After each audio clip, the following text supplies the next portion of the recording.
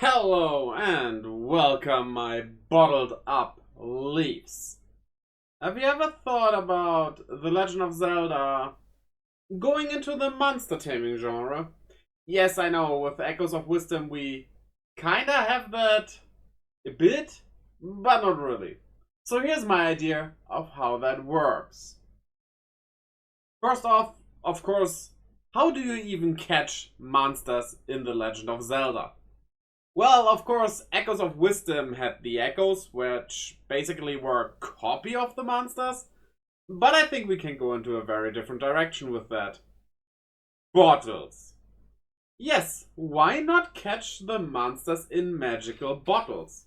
You catch a lot of things in bottles throughout the Zelda series, fairies being the probably most used thing to catch in bottles.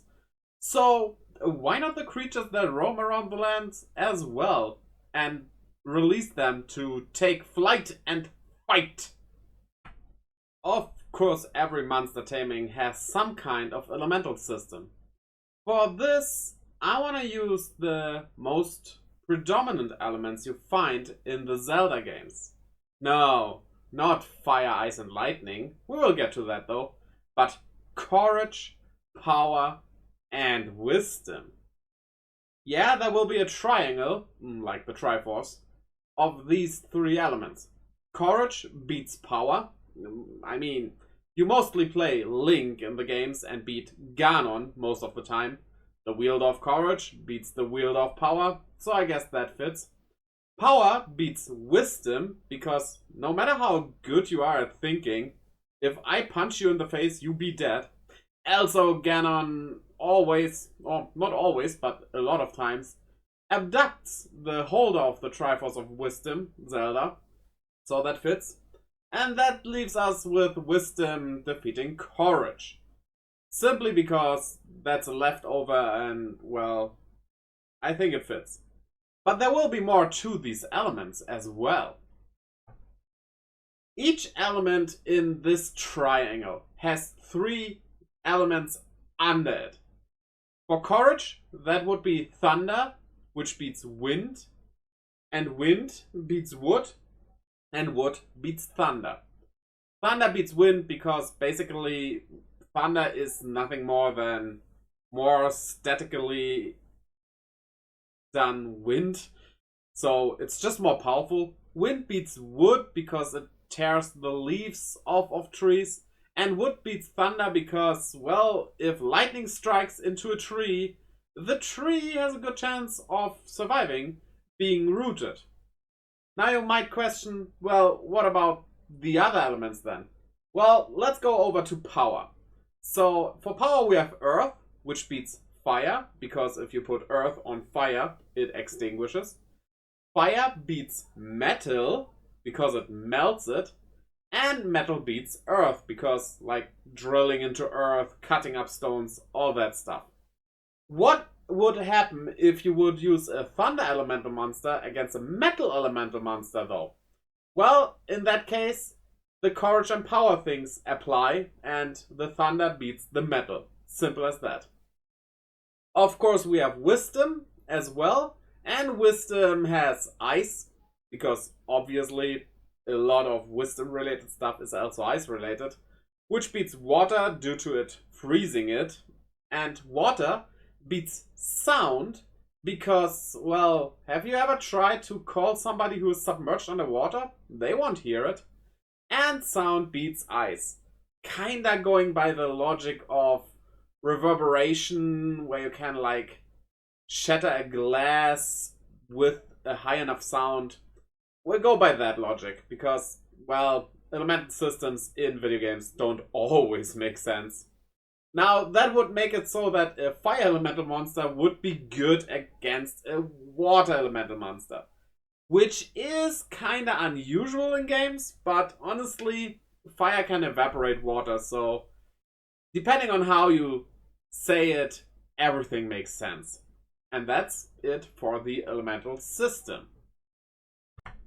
Now, for the monsters themselves. Yeah, this will be easy. I'm not gonna list all the monsters you can capture in this game, because I am not really making this game, and basically imagine every monster you encountered, except most bosses, I would say, and it would be catchable. But what about starters, though? Yeah, and as much as I like having a choice of starter monsters in games, I think for this game, the best thing to do is just give you one monster without having a choice. And that would simply be the Green Zol.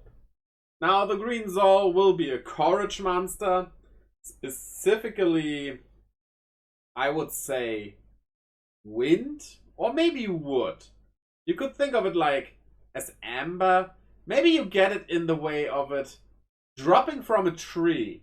That's a good idea, actually. Yeah, you get a wood / courage elemental monster for your starter. That also fits because Link, a lot of times, or sometimes at least, starts in a forest, and yeah, that's a nice callback to that, I would say. So, that's it for the monsters. Mentioning Link, yeah, you will not play as Link in this game. You will be an original character, a silent protagonist, that you can make yourself by character creation. Yeah, why not even make it so that you can choose which race you are? Like, you can be a Hylian, you could be a Goron, you could be a Sora, or a Deku, or maybe leave it to Hylians as well. What would you like the most? Tell me in the comments. Story is of course a huge part, but well, it's always about saving the world and stuff. So why not calm down a bit? This is not Link's time to shine. It's a character that are you. And in the world of Zelda, which we could call Hyrule if we wanted to, it's always if something evil appears, a Link appears. And yeah, that's why I'm thinking, why not go story-wise just for a tournament scenario? You are trying to win a big monster taming tournament.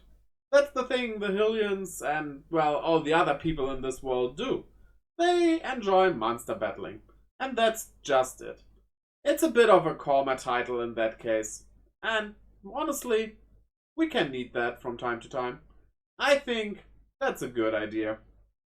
So, my dear fans of green heroes in nice tunics, that also goes sometimes for a blue shirt. What do you like about this idea? Tell me in the comments what you would change, what would you make different, in general, what are your thoughts? I'm interested in that. Tell that to me. And yeah, also check out my other videos, of course, and all the links down in the description. Leave a like and a subscribe, and we'll see each other next time. So until then, bye.